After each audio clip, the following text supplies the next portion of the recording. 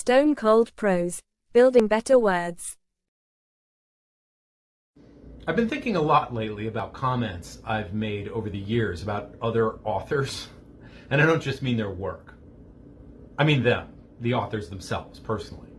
More specifically, observations I made about how the personality and worldview of a writer outs itself in their work in ways both deliberate and accidental, conscious and unconscious, giving us a much clearer picture of their soul than any biography or autobiography or documentary ever could. Take any novelist you care to name. I mean any novelist writing in any era, in any genre. Have a go at their works, and by their third novel at the latest, you will come away with a strong sense of just what kind of person actually wrote it. Writing is like poker that way. You can't play without giving away a few of your tells. Hi guys, welcome back to Stone Cold Prose, where we build better words, better thoughts, and better men. I'm Miles Watson, novelist and author of numerous award-winning series, such as Cage Life, Sinner's Cross, The Chronicles of Magnus, and now Something Evil. I worked for 10 years and counting in the criminal justice and law enforcement worlds, another 12 in Hollywood, and now I break it all down and build it back better. So if my kitten will allow us, let's get into this. Be good, Hills. I try to be as honest as I can on this channel, and honesty means nothing if it doesn't mean admitting fault. There are quite a few authors I enjoy and a few who I don't, who I've attacked on the grounds that their books revealed a certain ugliness within them as human beings. Or if not ugliness, then maybe something distasteful, or in some cases just ridiculous. Those type of characteristics. But I confess that until recently I never gave more than lip service to the thought that I too was exposing more of myself through my work than I ever intended. That while I may have been quite conscious of what I was writing and the effect I intended it to have, I was not fully aware of the effect it might actually produce in the reader, which was to make them speculate about me personally. Not my work, me. I bring this up because I had occasion the other night to look at a Goodreads review of my novella, Wolfweather, and the comment stuck with me. I've reproduced the opening lines in full, and here they are.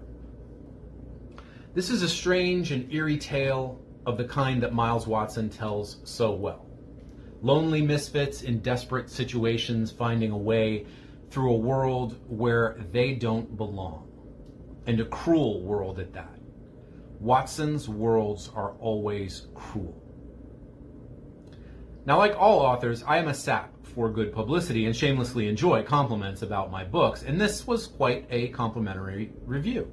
But this particular comment got me thinking about just how many reviewers have left similar notices about my fiction, good or bad. Remarks to the effect that I am revealing something about myself, my view of life and the world around me, which is unintended and not terribly nice. Watson's worlds are always cruel was simply the most direct, the most pointed of these observations. But there's another one taken from the review of The Very Dead of Winter that I thought is interesting. It goes like this. Miles Watson is fascinated, haunted perhaps, by the mindset of soldiers. Again and again, in his books, he returns to the inner world of men at the bitter edges of human experience, where they face the pointlessness of their own struggle, their own deaths, the need to kill rather than to be killed, the imperative of following orders, even foolish ones, out of a duty to a senior officer, a general, an army, a state. I don't believe he has ever been a soldier himself. Around the edges of reading this book, after several others I've read by this author in different genres, I found myself wondering about the author and what personal journey has brought him to these preoccupations.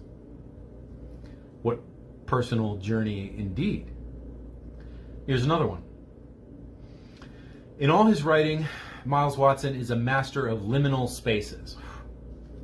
Not just the worlds that we inhabit in the extremes of our experience, but the other worlds just beyond those, the doors we don't open. Now, I confess I had to look up the word liminal. It means the uncertain transition between where you've been and where you're going, physically, emotionally, or metaphorically. To be on the precipice of something new, but not quite there yet. But the point here is the compliment is really more of an observation than praise when you think about it. The reviewer here is pointing out that space where I'm supposedly dominant, right, as a writer, that space is a place of uncertainty, a position on the edge, past extremes of experience. And this particular phraseology really resonated with me because extremes of experience are precisely my target, not only in fiction, but in life. And this itself is a reaction to the lazy, sensual part of my writer's nature, my innate apathy, my tendency to say no, and no again sometimes to the possibilities of life and existence. We often find ourselves in the mirror, right? But not because it's a reflection, but because it's the reversal of one. We see not who we are, but who we want to be.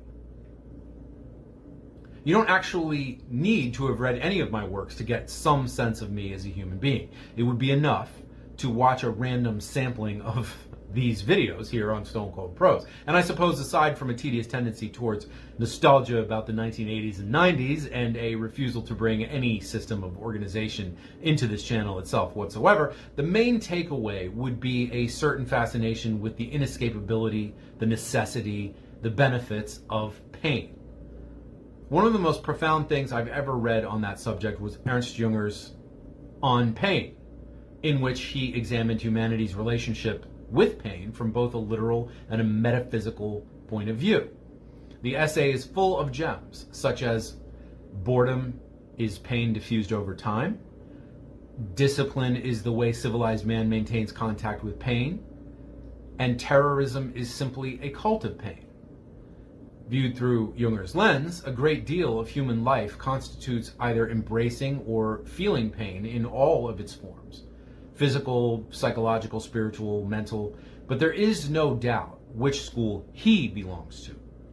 Junger considers his multifaceted definition of pain a blessing, without which very, very little of value can be accomplished in life, nor in the last analysis any of life's pleasures be truly appreciated. Show me your relationship to pain, he says in his opening, and I will show you who you are. Now, why does this viewpoint enthrall me? Because, as lazy and sensual as I am, as all writers are, I agree with it. And I do my damnedest to make his creed my own.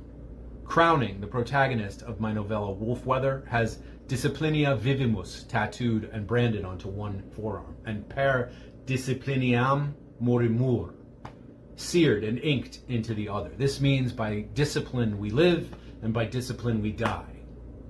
Well, discipline is just code for pain, and I am strongly considering getting these words tattooed right where he has them. I don't think there's any deep hypocrisy in this. It's just a position so paradoxical and at odds with itself does require some explanation. You see, that which we wish to be, we admire and we often imitate, right? I imitate men of discipline because they possess a superior relationship to suffering than I do. And by imitating them, I get closer to the me I wish to be. A man who can endure suffering on any scale without breaking. This desire pours into my writing and characters who inhabit it. Mickey, of the Cage Life series, is a professional fighter. A guy who had to torture his body into perfect condition so he can pit it in the most painful way possible against the bodies of other men in the cage.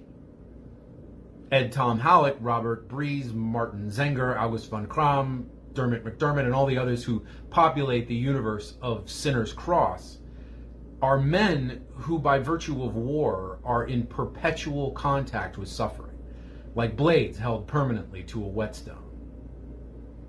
It's the same for those in the Chronicles of Magnus and in Something Evil and in my novellas and in my short stories. Always, or nearly always, the characters dwell in literal or figurative darkness, outside the warm glow of civilization or human love, in these barren, wind-blown places where little or no comfort is to be found. And yet, the point is not merely to torment them.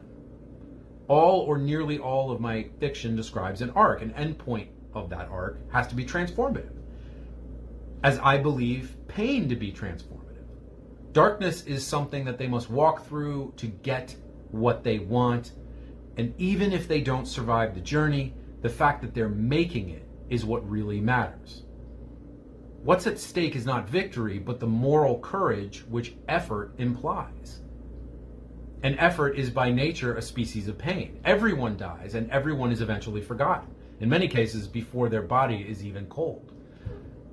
And while some maintain death to be the ultimate defeat, it seems to me that the only real defeat is not to make the journey,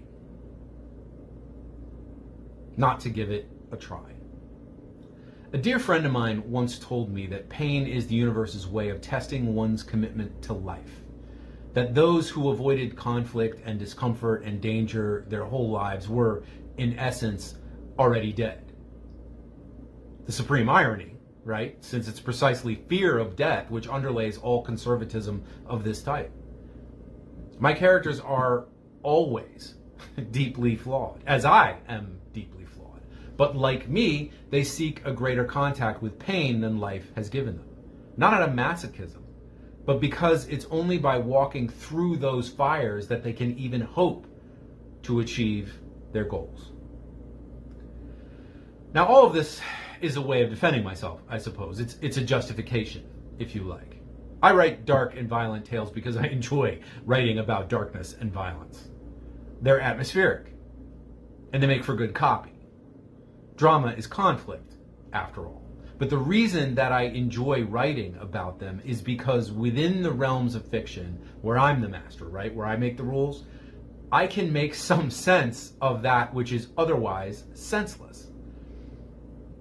I can, for example, describe the struggle of two armies for a worthless piece of land and find within all that carnage a sort of bitter nobility. Now, perhaps that bitter nobility is pure invention. Perhaps the carnage was in reality totally without any virtue, but not in my world, not in my worlds. In my worlds, the cruelty is always present, but it's never the point. Folks, if you enjoyed today's video, please remember to like, subscribe, comment, hit the notification bell, and remember to check out my books on Amazon. The link is in the description, maybe. I drop scripted content on Friday at 3, every Friday. Unscripted rants whenever I feel like it, and shorts almost every day. I will see you next time, and until then, stay cold, but not cruel.